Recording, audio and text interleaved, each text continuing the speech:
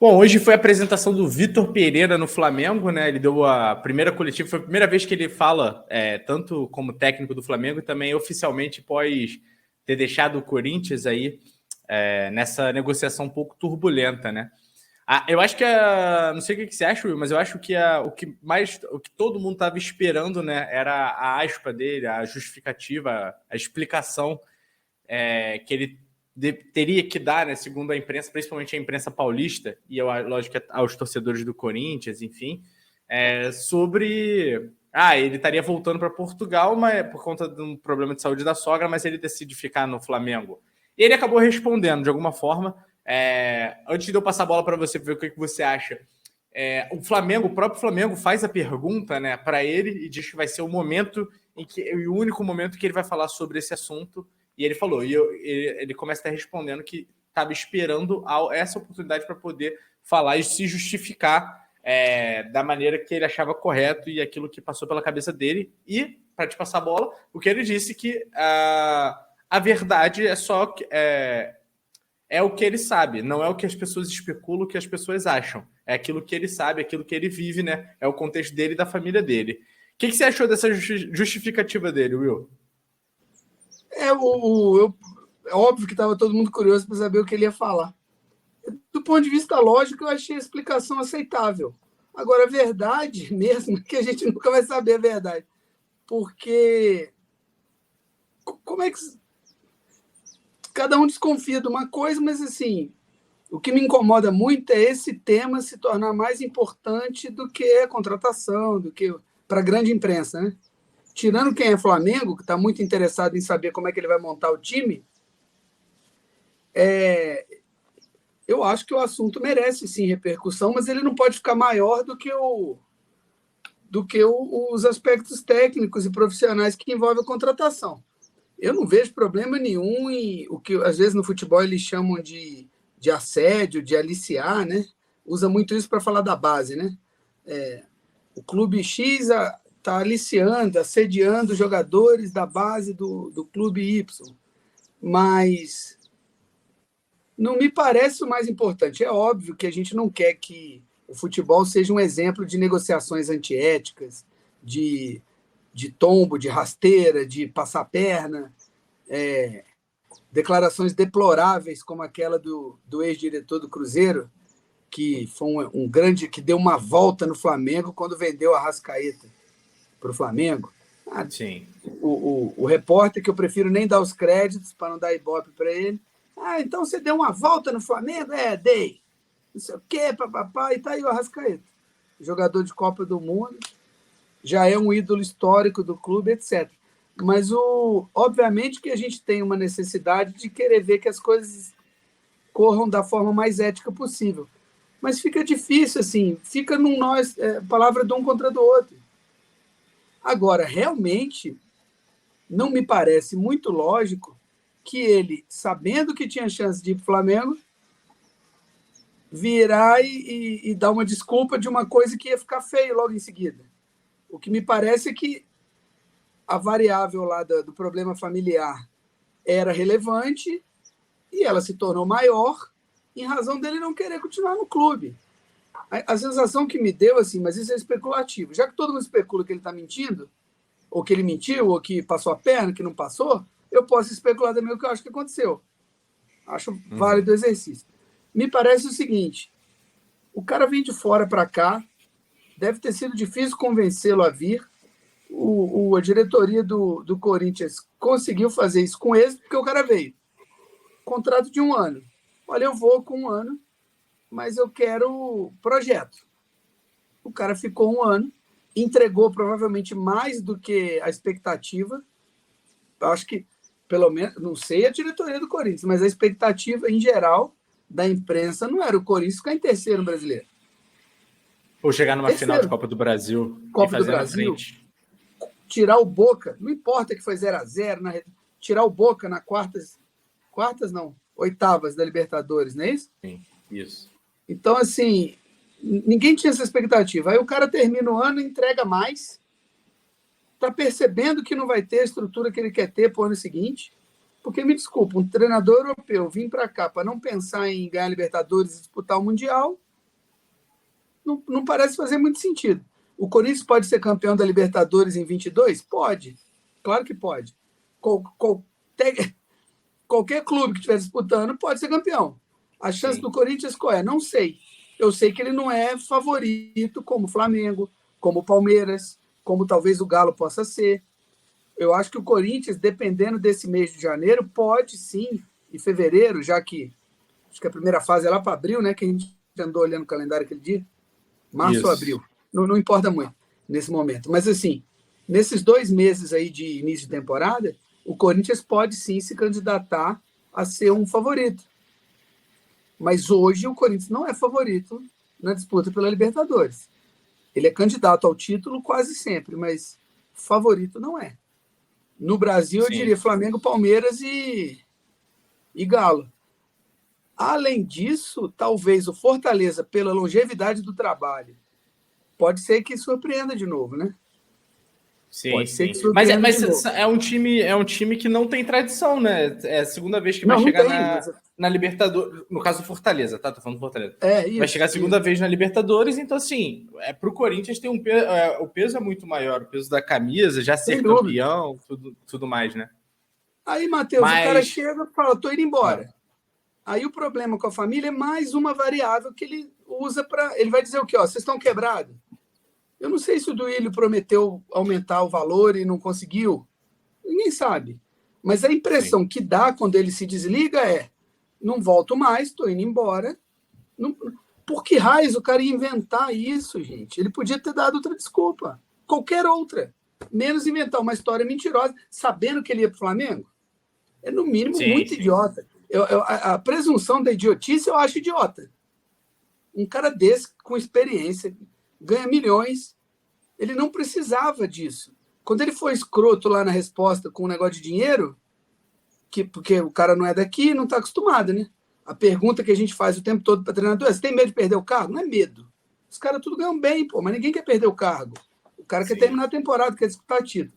Então ele não vai sair falando, o Corinthians não vai ter projeto para o ano que vem, o projeto não me agrada, estou indo embora. Qual é o cara que vai sair falando isso? Não vai sair falando isso. Então foi uma saída discreta. Eu não creio que ele sabia que o Flamengo convidaria ele. Eu não creio que ele sabia. Talvez nem o Flamengo soubesse. Uhum. Agora, lógico, o cara saiu, aí, sei lá, no dia seguinte, toca o telefone. Somos do Flamengo, queremos conversar. O cara já balançou ali, pô. Já balançou ali. E é o que ele disse, é muito plausível o que ele disse. Olha, tinham questões, eu não devo satisfação a ninguém, eu cumpri meu contrato, já começa por aí. A suposta falta de ética me incomoda? Me incomoda. Agora, eu não entendo. Quando o Flamengo convidou o Dorival, estando lá no Ceará, é chato, mas assim, eu não vi esse barulho todo da imprensa em defesa do Ceará. Sim, pelo menos não da empresa do Sudeste, né? Região central do Brasil. Bem lembrar. Porque eu tenho até um amigo que ele é torcedor do Ceará e ele fala que assim, puto pra cacete, com razão. Ele repostou outros setoristas, outras pessoas criticando essa atitude do Dorival, né? Inclusive, voltaram atrás retomaram essa história quando o Dorival é demitido, quando ele não é renovado. Ele fala assim, tá vendo? Olha como é que o mundo gira, né? Olha como é que as coisas funcionam, né? Talvez ele aceitasse ir para o Ceará de novo, não sei. Pois é, quem não sabe? sei. Mas o Dorival é tão bom assim, não tá indo. Para completar, que eu estiquei de Vai lá. Então, assim, eu não vejo motivo. Agora, para pegar outro exemplo do Ceará, quando o Flamengo tirou o Ceni do Fortaleza, também ninguém ficou chiando. Fala ali no dia e acabou a conversa. O Corinthians está chorando até hoje. E tem uma entrevista do Andrés Sanches ao lado do Marcos Braz. Eu te mandei isso, né? Sim. Antes do Natal, eu creio. Falou, não, isso é negociação normal. O clube, quando quer demitir, demite. Demite a qualquer momento.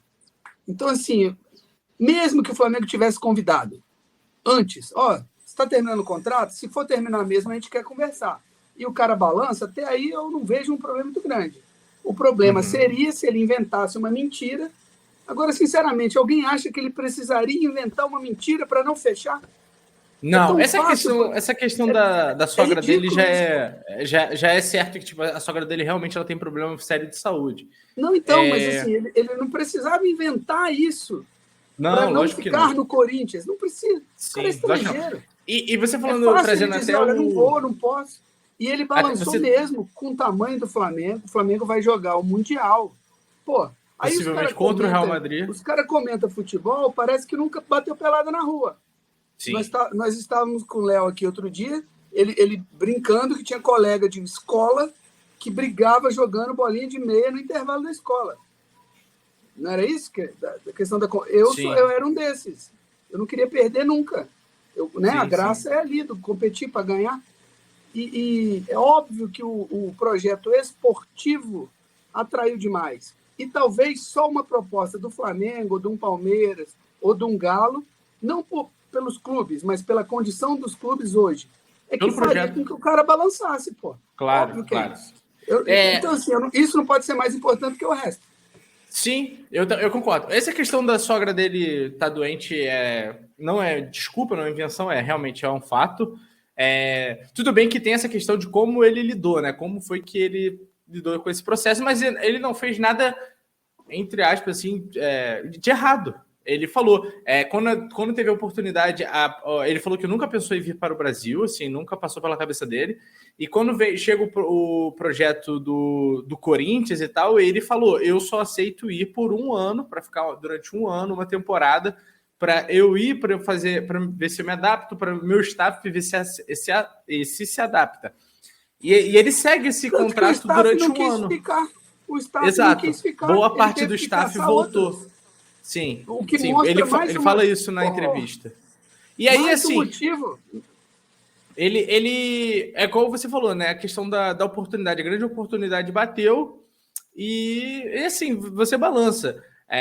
Eu acho que essa crítica, eu acho que não os corintianos, eu acho que os corintianos estão chateados pela maneira como foi.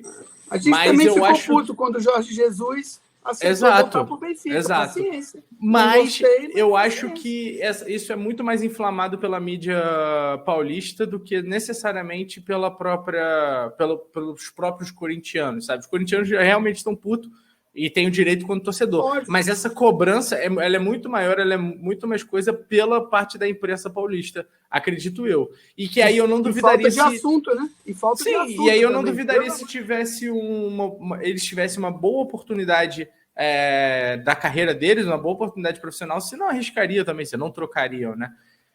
E aí você trouxe até o detalhe, só para complementar, você trouxe até a questão do André Sanches, né, que ele comenta. O André Sanches, numa entrevista que ele deu lá para o canal do Desimpedidos, ele comenta sobre uma possível transferência do Neymar para o Corinthians, né, porque o Neymar estourou. E aí o Bolívia pergunta, puta, mas não seria muito difícil jogar no rival e tal? E o André Sanches, ele responde basicamente assim, cara, é dinheiro. Botou dinheiro na mesa, duvido não aceitar. E assim, duvido, lógico, não sei, mas conta muito. Conta, mas é assim, eu acho que não nesse só caso contou mais o desafio esportivo. Exato, eu acho que aí a gente está falando não só necessariamente do dinheiro, mas do projeto, do que o time... Ele até cita que o Jorge Jesus do Flamengo foi pro Fenerbahçe, ele falou que do Fenerbahçe ele veio pro Flamengo, assim, basicamente, ele faz essa alusão. Mas ele quer dizer o quê? Eu posso voltar, de repente, para a Europa, posso almejar outras coisas, e o Flamengo pode ser esse trampolim. Eu acho que isso é até uma boa questão para o flamenguista ficar observando, porque pode ser que ele faça a mesma movimentação que o Jorge Jesus fez, ou a mesma movimentação que ele mesmo fez do Corinthians para o Flamengo. Eu acho que isso pode acontecer. No meio do ano, acho pouco provável. Não, meia temporada, no meio da temporada, acho que não. Terminar um ano. Sim, mas se aparecer... Por enquanto, sim. Eu acho que sim. Mas se ele ficar até o final do ano e aparecer esse outro contrato, a gente já tem que estar preparado para isso. Eu acho que isso o Sevilla está fazendo propósito para o Gabigol, pode ser rumores só. Porra, então, exato. Não tem muito o que fazer. Mas eu acho desproporcional o alarde, só isso. Eu acho que esse é o X da questão. Agora, estão levando por uma consideração que, por um lado, né, estão inflamando o negócio de um jeito que é desproporcional. Santo ninguém é, mas também não dá para dizer que o cara é um escroto babaca. Não, ele esperou até o dia 31 para poder assinar. Era muito confortável para ele dizer, não vai dar para ficar. E aí, eu ainda acho que tem a ver com uma desculpa também para não queimar a própria diretoria. O cara vai chegar na coletiva, assim, lá no Parque São Paulo. Esqueci o nome lá do centro de treinamento, do médico, Grava, Joaquim Grava. Ele vai chegar lá na sala de coletiva e falar, é o seguinte, estou indo embora, porque o clube não me garante que eu vou ter um bom elenco, aí esculacha o elenco que ele tem, e aí, porra, todo mundo ia dizer que ele é um escroto, babaca. Aí como é que faz, então? O Mauro César Pereira, lá da Jovem Pan, ele até fala, né, que ele apurou, assim, algumas coisas, dizendo que, por exemplo, o Vitor Pereira queria uma reformulação, né, Lógico. Do time do Corinthians, e não foi aceito, né? Não foi ofertado a ele essa hipótese, que seria muito difícil. Então, assim, fica difícil você ter um projeto de futebol, você ter um projeto para um técnico, um bom técnico, que já foi campeão na Grécia, foi campeão em Portugal, mostrou que pode chegar à final de Copa do Brasil jogando bem, de igual para igual contra uma das maiores potências nacionais, que é o Flamengo. Depois do JJ, ele é o primeiro treinador no mesmo nível do JJ que assume o Flamengo. Você concorda? JJ Benfica, ele no Porto. Por onde andou numa segunda prateleira da Europa com sucesso. Veio para o Brasil, teve algum sucesso. Eu concordo. Mas depois do JJ, em termos internacionais... Mas eu acho que... ele é muito maior que o Paulo Souza, por exemplo. Eu acho que ele chega no Flamengo com um status maior do que quando o Jorge Jesus chegou no Flamengo. Eu acho que quando o Jorge Jesus chegou no Flamengo, ele era muito dúvida. Sim. Eu acho que o trabalho que ele fez no Corinthians, ele mostrou que é um bom técnico, sabe? Não estou dizendo que ele é melhor do que o Jorge Jesus, que ele vai fazer um trabalho melhor que o Jorge Jesus, mas que ele chega com status um pouco maior do que o Jorge Jesus quando chegou no Flamengo. Eu diria que nós sabemos mais sobre ele hoje do que sabíamos sobre o Jorge Jesus. Inclusive, sabemos mais sobre ele hoje também por causa do Jorge Jesus. Claro. Não, né? Isso com certeza. Também. Não é só porque ele estava no Corinthians, é porque o Jorge Jesus falou, o cara é bom. E não que precisasse desse aval, mas assim, o cara vai trabalhar. Eu sei que ele é melhor que o Dorival. Uhum. E quando a gente cogitava, vai demitir o Dorival para contratar quem? Não tinha nome, ninguém cogitou o Vitor Pereira. Sim. Porque ninguém imaginava. Assim, isso é uma coisa que se alguém teve um insight, ele falou, o cara tá indo embora, não custa tentar. Uhum. O Cristiano Ronaldo hoje, na apresentação lá no Al Nassr, disse, tive proposta do Brasil. Sim. E o Braz hoje... O Braz hoje foi perguntado. Ele foi perguntado e ele falou, não, ele já está num outro clube, desejo boa sorte a ele e tudo mais. Deu a entender que, tipo, o Marcos Braz falou isso hoje na coletiva. Deu a entender que pode ter tido uma sondagem, pode ter tido uma conversa inicial, mas que não... Porque, assim... Os caras mandaram, olha, topamos fazer os esforços que forem possíveis. Há interesse? Não há. O cara vai ganhar 3 vezes mais que o Messi. Não existe. Você é louco? Não, com 40 anos. E não, outra... Não tem... Você viu a cláusula, se for verdade? Porque, assim, não sei se deve ser verdade. E o Newcastle acho que vai jogar a Champions ano que vem. Ele pode jogar a Champions, né? Caso emprestado. Se o Newcastle for para a Champions, ele vai jogar a Champions no Newcastle. E olha só, e se for isso, e aí a gente já está abrindo parênteses, vamos voltar daqui a pouco para o Flamengo, e se for isso, tem uma questão, eu não lembro exatamente como, mas de transferências entre jogadores da Inglaterra, que elas tendem a ser mais caras entre os próprios times para poder não desbalancear tanto.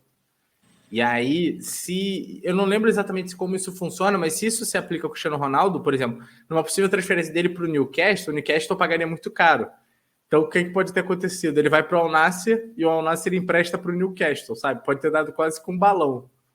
Mas eu não sei exatamente no sistema de taxas e impostos. Tá, mas aí que entendeu? Tá. O Newcastle é capital árabe, não é?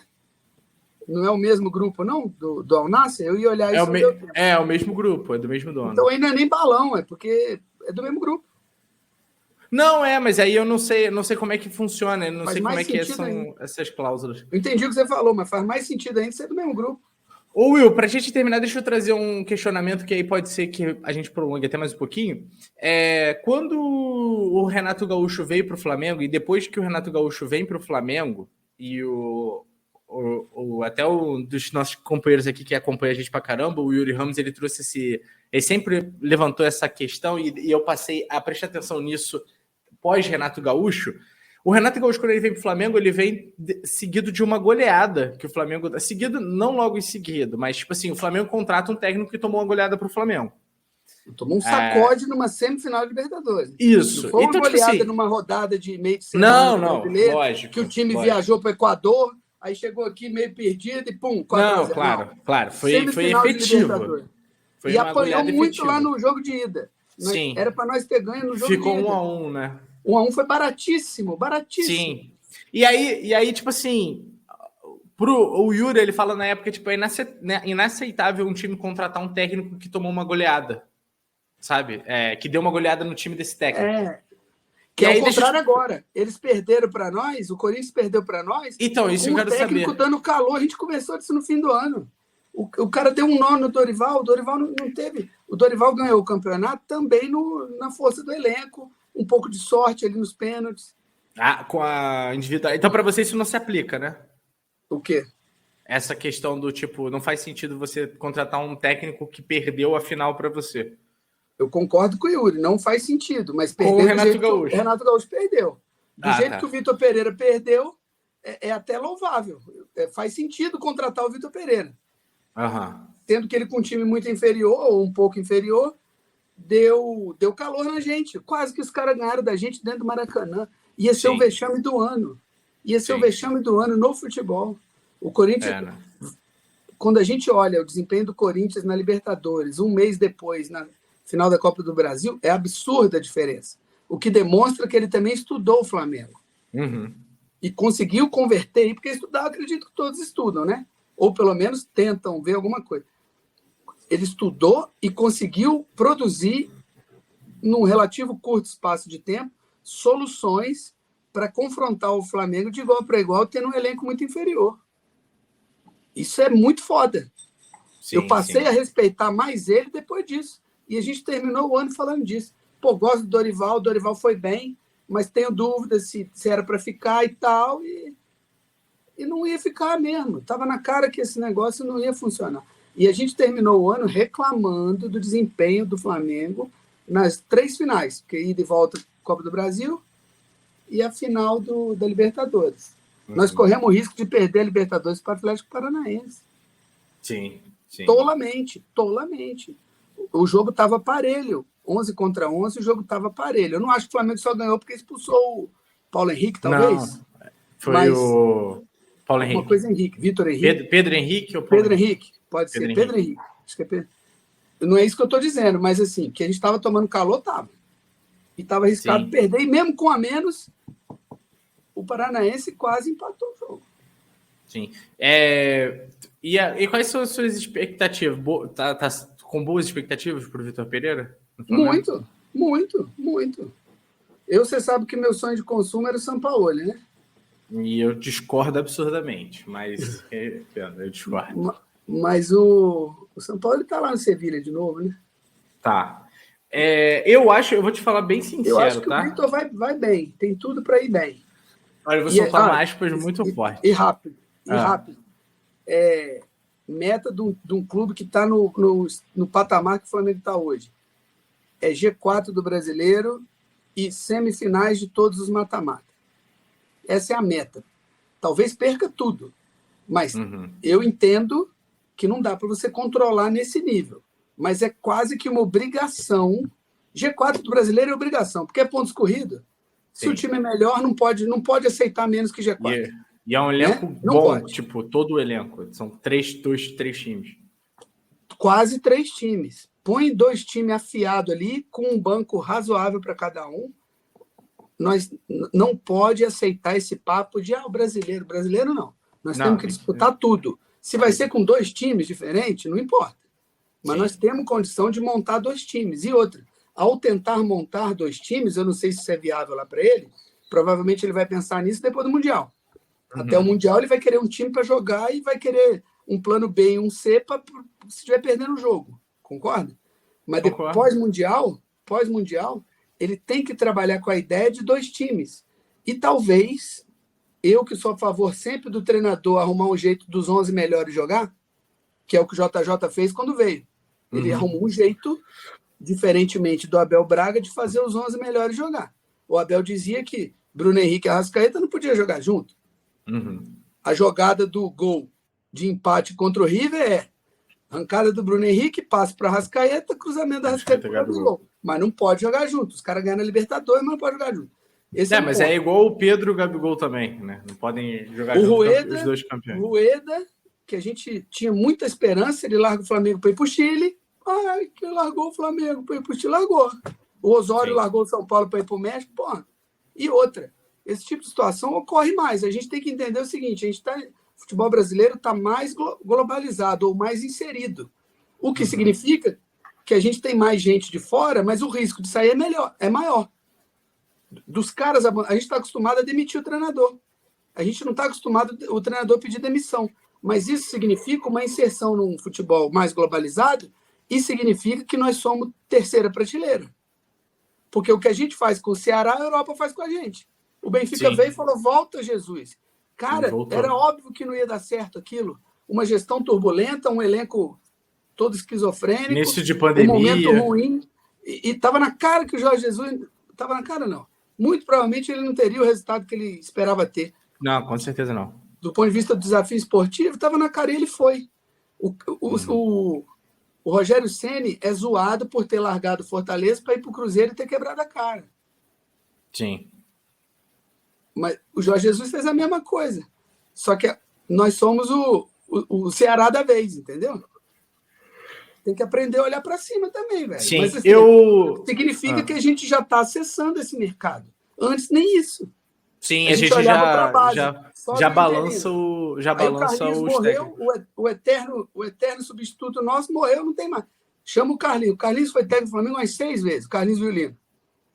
Umas 6. Mas nessa, não tem ninguém, traz o Carlinhos. Ele ganhou 2 brasileiros.